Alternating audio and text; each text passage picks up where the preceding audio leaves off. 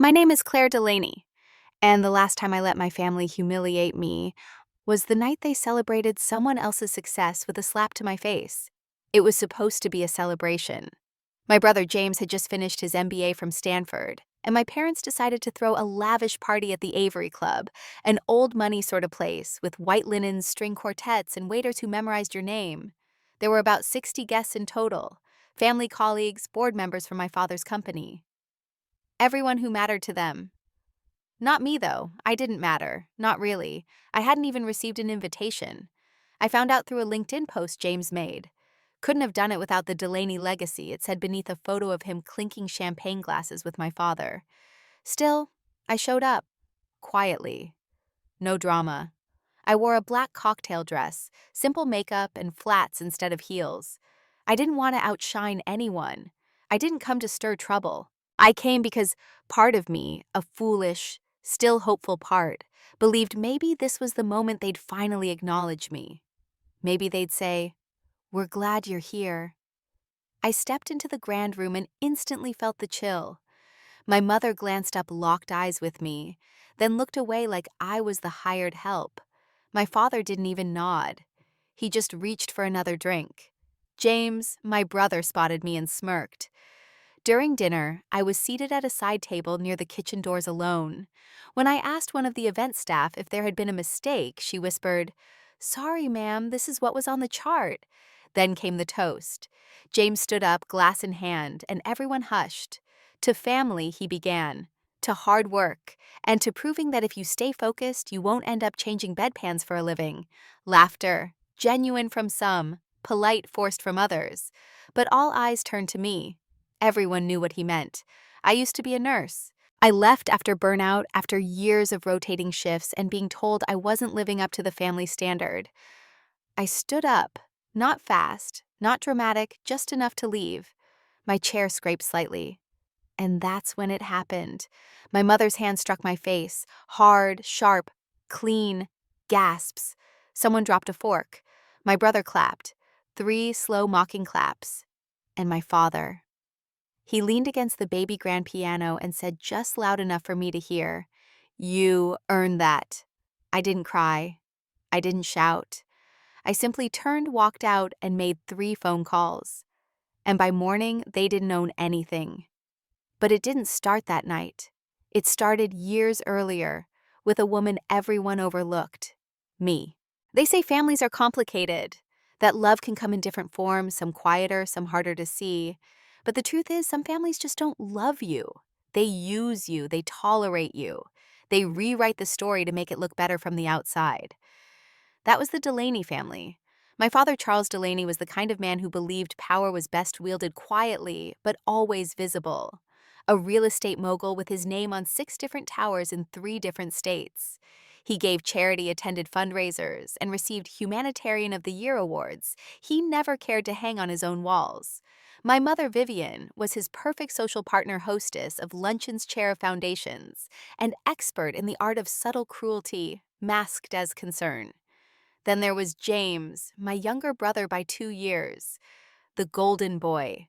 Varsity athlete, Ivy League graduate, now the MBA prodigy on track to take over the company. He was everything they wanted in a child, charming, ambitious, obedient. Most of all, he played their game. And then there was me. I was the daughter who didn't fit. When I told them I wanted to become a nurse, my father said, "You're wasting your intelligence on bedpans." My mother cried not because she was proud, but because she didn't want to explain to her friends why her daughter chose a trade school job. And James, he laughed. "You're better with thermometers than people anyway." But I did it. I graduated early. I worked nights in trauma units. I held people's hands while they died. I worked holidays, missed birthdays, learned to measure time in coffee breaks and shift rotations. And the only person who ever saw me, truly saw me, was my grandmother Eleanor. She was my father's mother, quiet, sharp, and often sidelined at family events. But with me, she was different. She used to call me Little Lantern, said I brought light into rooms that pretended they didn't need it.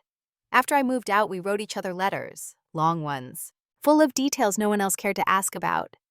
3 years ago, she got sick, Pancreatic cancer, stage 4. My parents didn't tell me. I found out from her housekeeper. I left my job the same day.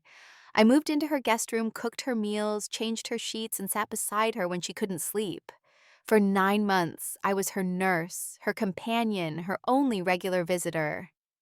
James showed up twice. Once to take a photo for his social feed.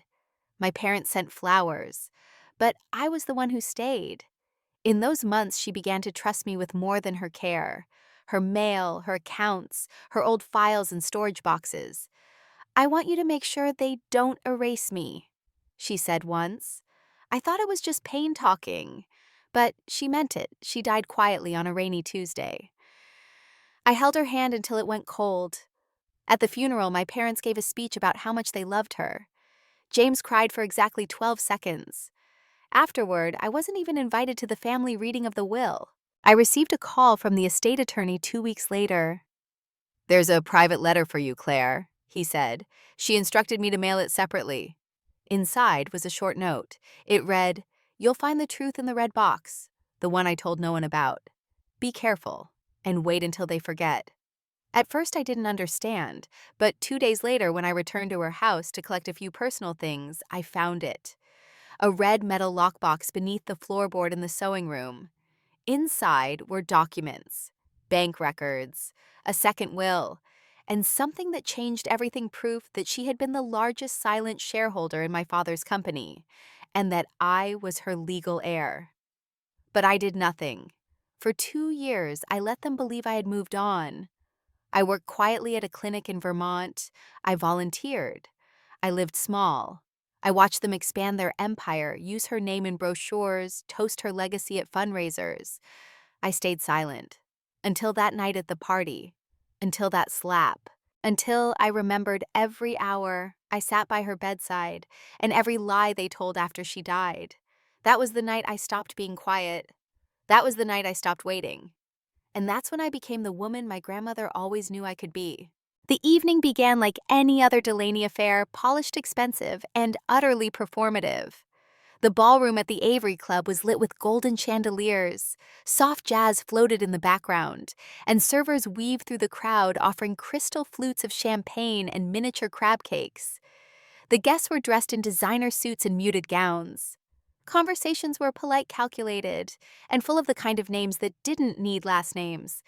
I arrived 15 minutes after the official start time wearing a navy sheath dress hair, in a soft twist, heels low and practical. I hadn't told anyone I was coming. I hadn't RSVP'd. I simply walked in like I belonged because once I had. I saw them before they saw me. My father in his tailored gray suit standing near the fireplace, swirling a drink as he laughed with a man from the city council. My mother perched on a love seat, her pearl earrings catching the light, smiling her empty practice smile. And James was in the center, drink in hand, surrounded by a half circle of admirers like some minor celebrity. No one noticed me at first. I stood near the entrance for a moment, scanning the crowd for a familiar face. One of the servers offered me a drink. I declined.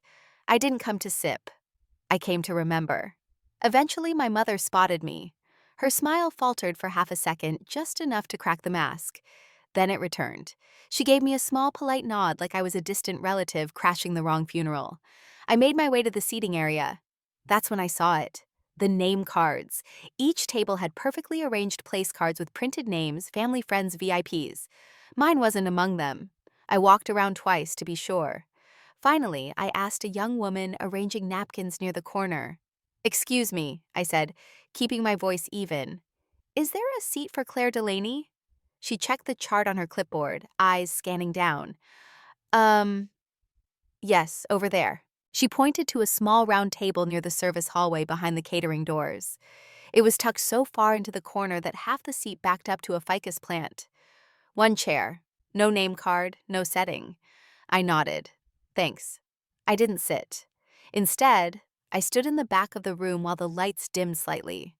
The MC walked onto the small stage and tapped the mic. "Ladies and gentlemen, thank you for joining us to celebrate James Delaney, a man whose drive, intellect, and leadership represent the very best of the Delaney legacy." Applause. Of course, James took the stage to more clapping, modest in appearance, but smug in posture. He gave the usual acknowledgments, professors, colleagues, donors. He thanked our parents. And then he pivoted. And lastly, I want to thank my family, not just for the opportunities, but for teaching me what real success looks like. Hard work, dedication, and knowing when to cut your losses. He looked directly at me then. Some people followed his gaze, others didn't need to.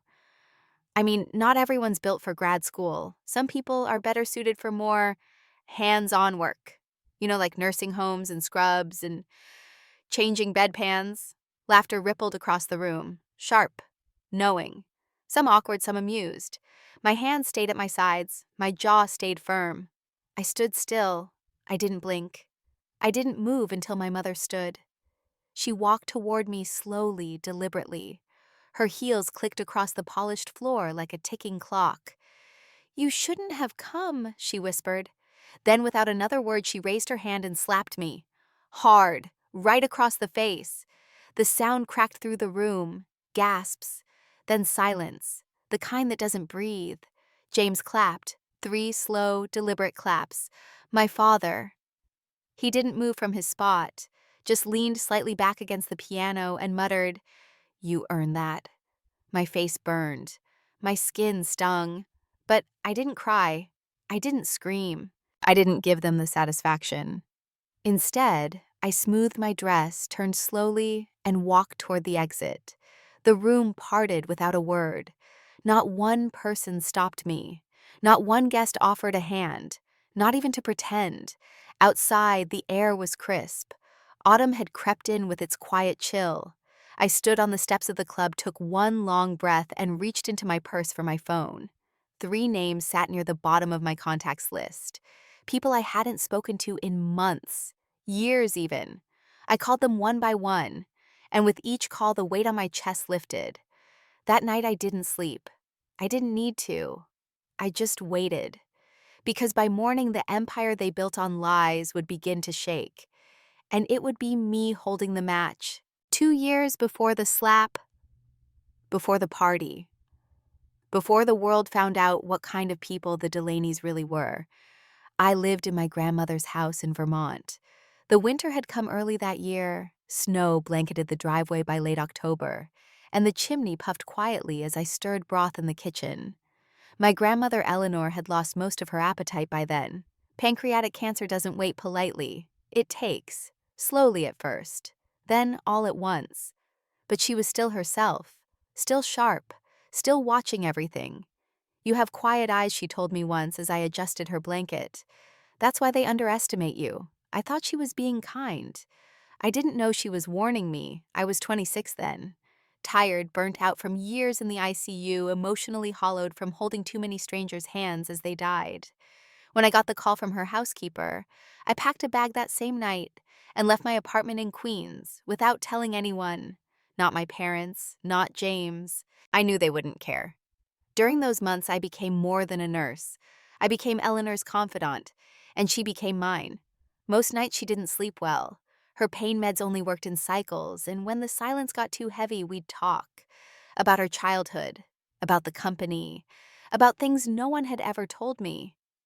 "Your father didn't build that business," she said once. "He inherited it, and he's been trying to look like a builder ever since." I didn't respond. I just kept stirring her tea. One night, maybe a week before her decline began accelerating, she asked me to help her open the cedar trunk at the foot of her bed. Inside were old documents, deeds, ledgers, certificates, and a red folder marked only with the initials EVD, Eleanor Vivian Delaney. Inside that folder were shareholder agreements. Quiet ones. No grand signatures, no media coverage. Just a list of private transfers of equity over the years. Her name was on all of them. At the bottom was a single addendum written in her own hand.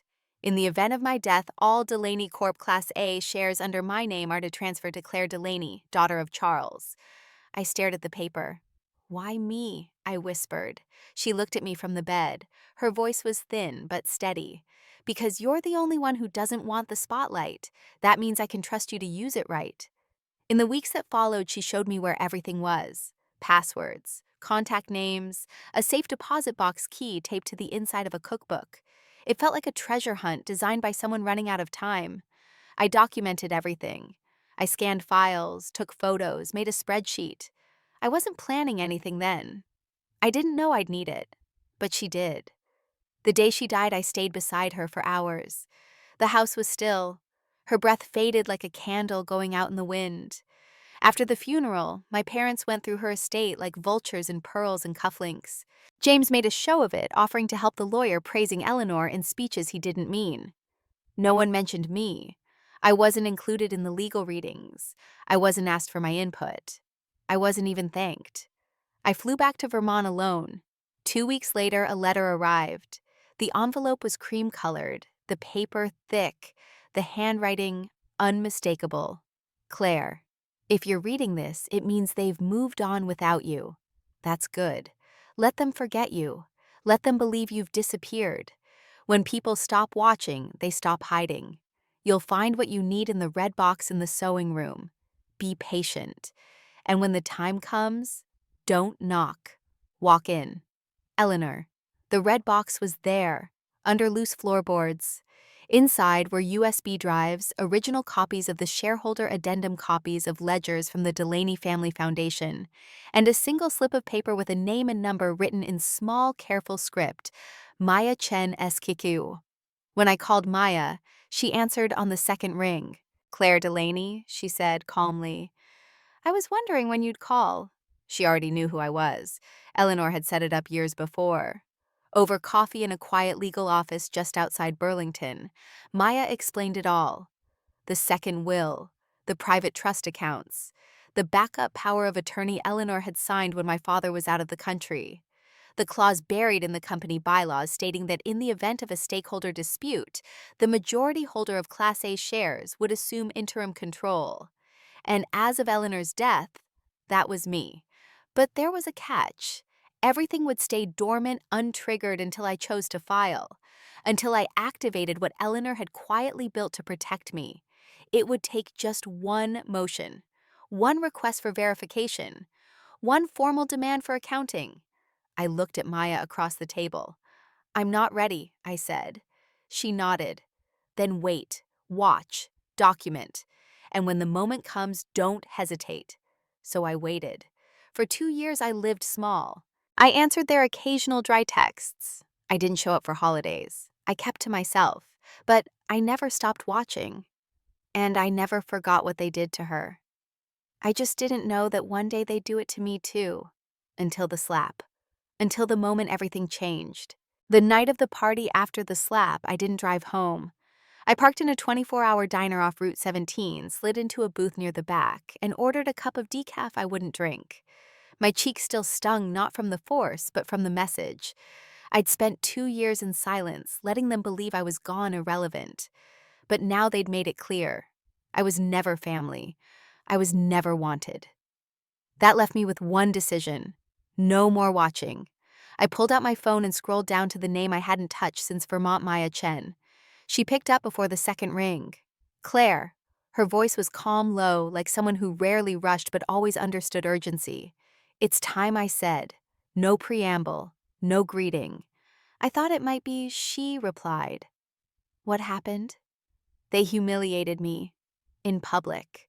And I remembered everything she left me. Silence for a breath. Then tell me what you want to do. I looked out the diner window. Rain had started to fall again. A soft, steady rhythm against the glass. I want to activate the shareholder clause, I said. I want to trigger control. Maya didn't hesitate. You understand what this means, she asked. Once we file, they'll know. This doesn't stay quiet for long. I don't need quiet anymore, I said. All right. We'll start with a temporary motion for an audit of Delaney Holdings citing irregularities in charitable disbursements. That opens the door. Once they respond, we follow with your controlling interest claim. Do I still hold the majority, I asked. You hold 42% of Class A, she said. James and your father combined have 38. The rest is fragmented among silent partners and advisory board members. But none have veto power. I let that sink in. They never saw me, I whispered. I was the placeholder. Maya responded evenly. You were the contingency plan. Eleanor made sure of it. Will you handle the filings, I asked. I already pulled the documents last month. I had a feeling this day was coming. I'll submit them to the state by morning.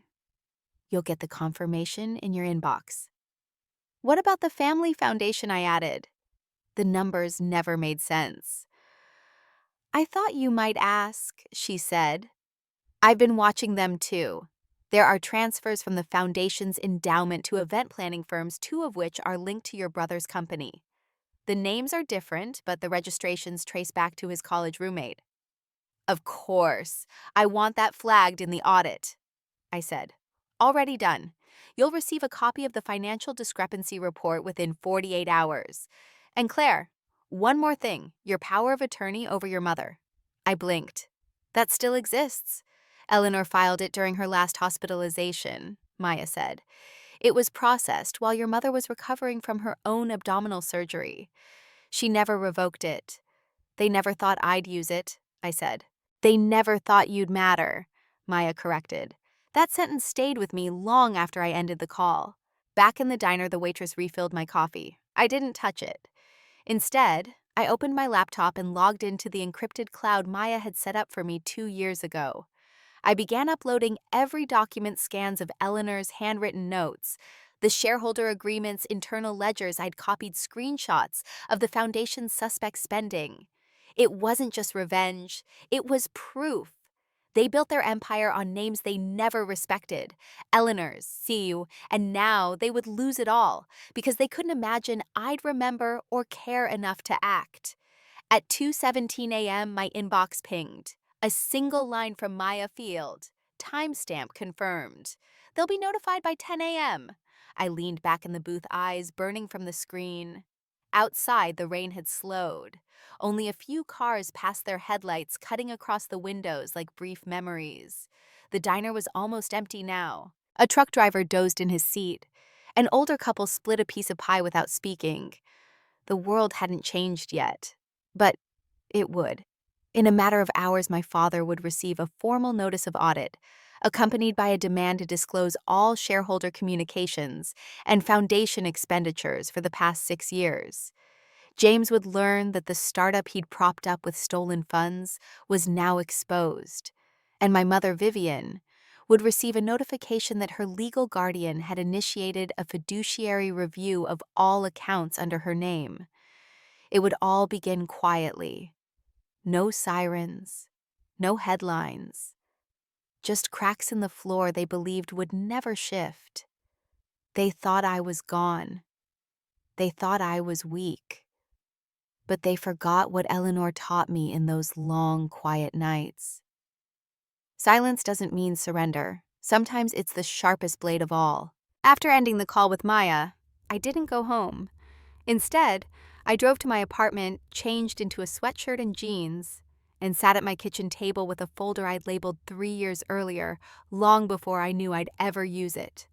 The label read in quiet black Sharpie, "If they cross the line." Inside were printed screenshots, bank statements, photos of ledgers I'd copied when Eleanor asked me to organize some of her foundation files. I remembered the night I found them. I'd been sorting donations by date, prepping files for her CPA. At first, everything looked standard: gift acknowledgments, donor thank you letters, expense logs. But then I noticed something odd, a sequence of payments labeled event services. The amounts were large, recurring, paid to a company called Northbridge Events, registered in Delaware. Eleanor had never approved these. I looked deeper. The payments had started the same month James launched his consulting startup, Northbridge Events. I later discovered had a secondary payment processor routed through a tech agency owned by James's college roommate under a shell LLC. It was sloppy, but they thought no one would look. Eleanor never found out. She passed before I could confirm the link. But I had. I had screenshots, trace routes, company filings.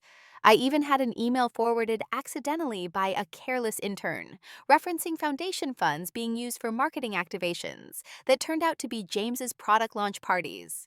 It wasn't just unethical, it was fraud.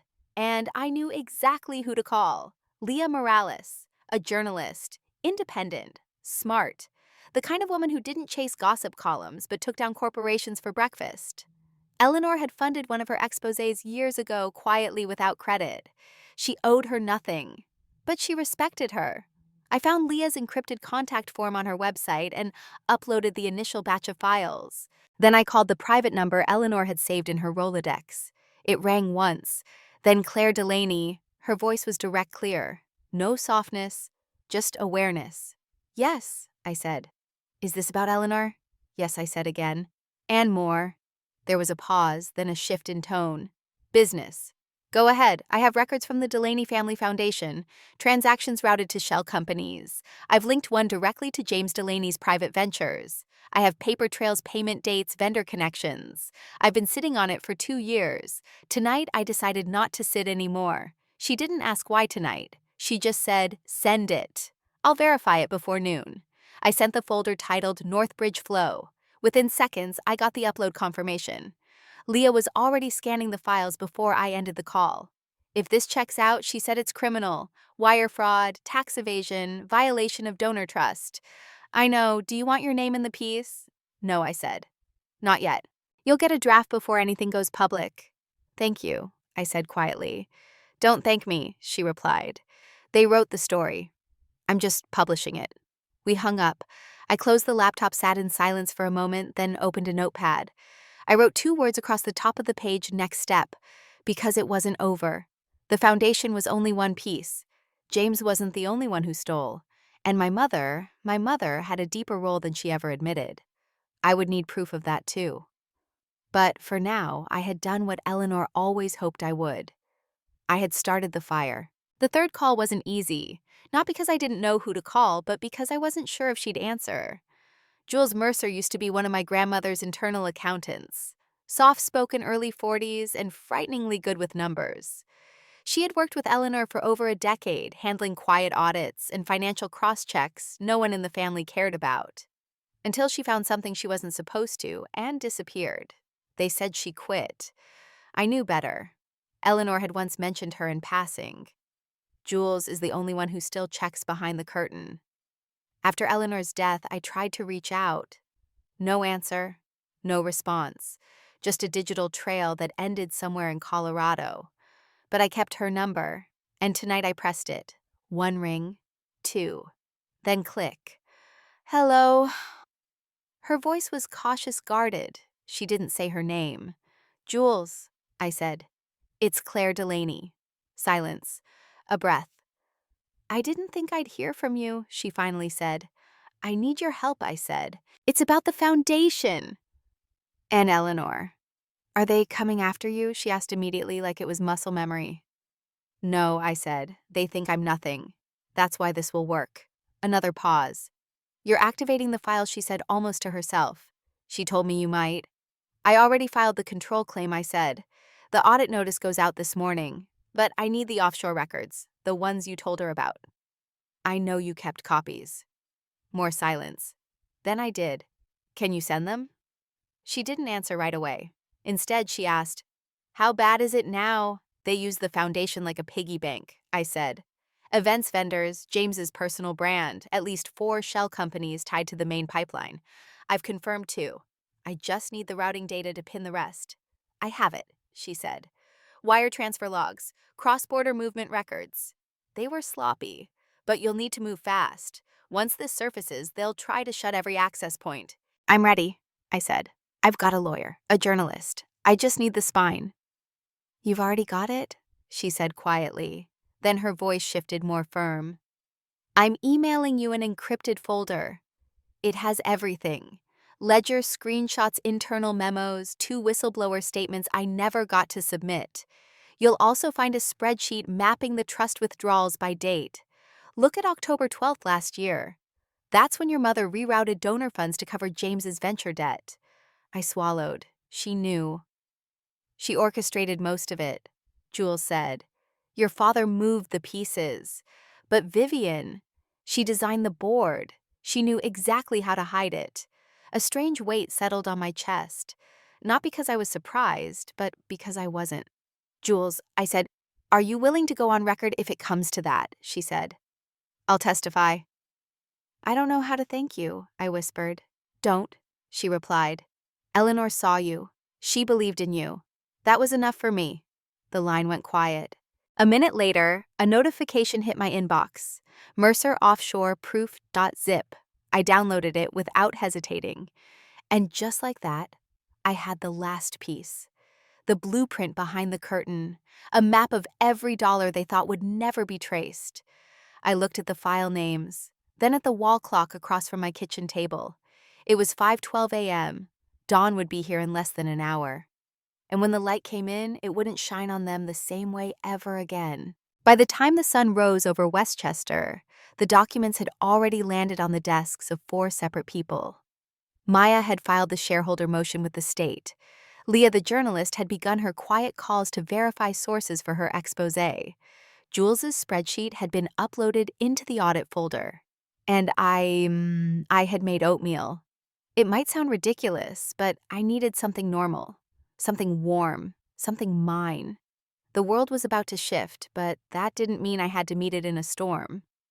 I stirred cinnamon into the pot as my phone lit up across the table. First call Maya. They received the notice, she said, voice crisp. Delaney Holdings has until noon to comply.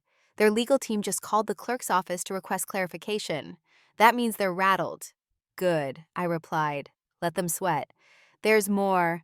The request for financial disclosure includes language about the foundation's expenditures. Once they submit those records, we'll match them to Jules's documents and the offshore activity.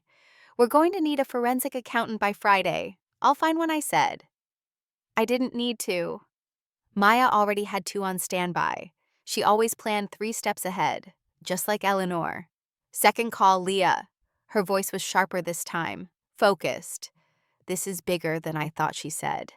I've confirmed the shell companies, the tech agency funnel, the event deposits. It's not just bad optics, it's criminal misuse of donor funds. I figured, I said. I spoke to a source who worked the Delaney Gala 2 years ago. They were paid by Northbridge, not the foundation directly. I have the invoice. Do you have enough to run the piece, I asked? I do, but I'm holding until the audit hits. The second it's public record, the story goes live. Use whatever you need, I told her. Just leave my name out for now. For now, she agreed. I hung up and checked the news. Nothing yet. No tremors on the surface. Just the usual stock tickers, celebrity gossip, recycled press releases. But the cracks had started forming. At exactly 10:14 a.m., my father received the formal audit notice via certified courier. An envelope, cream-colored, no drama. Inside was the motion for shareholder review, the request for forensic accounting, and the attached affidavit listing me as the beneficiary and majority stakeholder of Eleanor's estate. He didn't call. Instead, James did. My phone buzzed then again, then a voicemail. You think you're clever? His voice hissed, barely contained. You think you can just pull rank because Grandma had a soft spot for your pity projects. He paused, then growled. This is war, Claire. You just declared war on your own family. I didn't respond. I forwarded the voicemail to Maya. At 11:02 a.m., the Delaney Family Foundation's business account was flagged for temporary suspension pending audit review. 10 minutes later, Maya texted me they tried to move money. The transfer was blocked. 11:17 a.m. Vivian called. I let it ring twice, then answered. Her voice was cold. Not angry, not panicked, just calculated. You've embarrassed yourself, she said. This is petty. Vindictive. No, I replied, this is overdue. Do you have any idea what kind of damage you're doing? I do, I said. For once, I understand exactly how far the rock goes. She exhaled sharply. You don't know what you're getting into. You're right, I said softly. I only know what you got away with. Until now. I ended the call. Outside, the clouds were starting to gather. That slow, heavy gray that always comes before a cold front.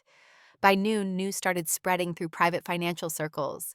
Anonymous notices, whispers, Delaney Holdings under internal audit, foundation review initiated. By 12:36 p.m., the first board member called Maya asking if it was true that control of the voting shares had shifted. By 1:04 p.m., James's assistant quit. By 2:20 p.m., the first leak hit social media, a screenshot of the audit notice. No context, just the letterhead, the date, and the Delaney Holdings logo. 10 minutes later, Leah's article dropped. Headline, Delaney Empire Under Fire. Millions in donor funds allegedly diverted through shell companies. The photo was old. A picture of my father at a gala, flanked by Vivian and James, all smiling, all unaware of what was coming. Within an hour, the family group chat exploded. I didn't read the messages, just muted the thread. Instead, I sat back and watched it all unfold. The empire didn't fall in fire. It fell in spreadsheets, in silence, in signatures they never thought anyone would read. And I didn't break down. I didn't dance. I didn't even smile. I just sat in the kitchen Eleanor once stood in, stirring a fresh pot of tea, and thought, this is what justice feels like when it's done quietly. 3 days after the article dropped, a cream-colored envelope arrived at my door. No return address, no postage, just 5 handwritten words in slanted script I hadn't seen in 2 years. For Claire, from EVD, Eleanor Vivian Delaney. My heart skipped. I brought it inside like it might shatter if I breathed too hard. I didn't open it right away. I made tea first. Same way she used to chamomile 1 teaspoon of honey steeped exactly 4 minutes.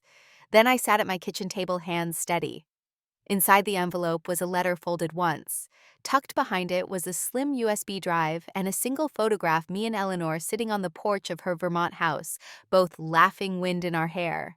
The letter smelled faintly of cedar and lavender, like the drawer in her writing desk where she used to keep thank you notes. I unfolded it slowly. Claire, if you're reading this, then you've done it. You stood up. You used your mind, your quiet, and your spine. I always knew you would. That's why I did what I did. There's something else I couldn't put in the trust documents, something they would have challenged, a contingency inside the contingency. I've left you the cabin, the land around it, and the Vermont trust I never told anyone about, not even Maya. It's separate, it's clean, and it's completely yours. The documents are on the USB. The originals are filed with a private attorney named Ruth Calder in Montpelier. She's expecting your call. I built that land for peace, for legacy, not profit. I hope you'll turn it into something better than a memory. And one more thing. Don't live your life trying to prove them wrong. Live it proving you were right to begin with. Build something that can't be taken away. Eleanor. I sat in silence, the letter resting across my lap like a final gift. I inserted the USB into my old laptop. Inside were scans of deeds, notarized instructions, and video footage of Eleanor in her garden dated 6 months before her death. In the video, she looked directly into the camera. If you're watching this, kiddo, she said, voice strong, then you've been through hell. And they underestimated you again. She smiled. But you're still here. That means you won. I pressed pause, unable to breathe for a moment. Because I had. Not in a way that needed applause or headlines, but in a way that mattered. I called the Vermont attorney the next morning. She confirmed everything. Within a week, I became the legal owner of 47 acres, a cabin, and a fund large enough to do something meaningful with it. I didn't make a public announcement. I didn't post anything. I just packed a small bag, drove north, and opened the door to a house that had waited for me longer than anyone else ever had. Inside, everything was as she left it. Books lined the walls, blankets folded neatly over chairs. Her mug still sat on the windowsill, dust-covered but intact. I lit the fire. Then I lit a candle, and I whispered, I'm home. Not to anyone, just to her, to the silence, to the part of me that had always belonged here waiting to be claimed. The first snow arrived quietly. One morning, I woke to find the cabin windows dusted with frost and the trees outside dressed in white. The world had hushed itself, and for the first time in years, I wasn't bracing for impact. I was just still. Healing doesn't look the way people think it does. It doesn't come with music swelling in the background or someone arriving to say the right thing at the right time. Sometimes it's slow mornings, hot tea, a log fire that takes 3 tries to light. It's silence that doesn't feel like punishment anymore. After the Vermont Trust was transferred to my name, I registered it as a nonprofit foundation. I called it the Lantern Fund, named for the nickname Eleanor used to give me when I was a child. Little Lantern, she'd say. because you light things up just by seeing them.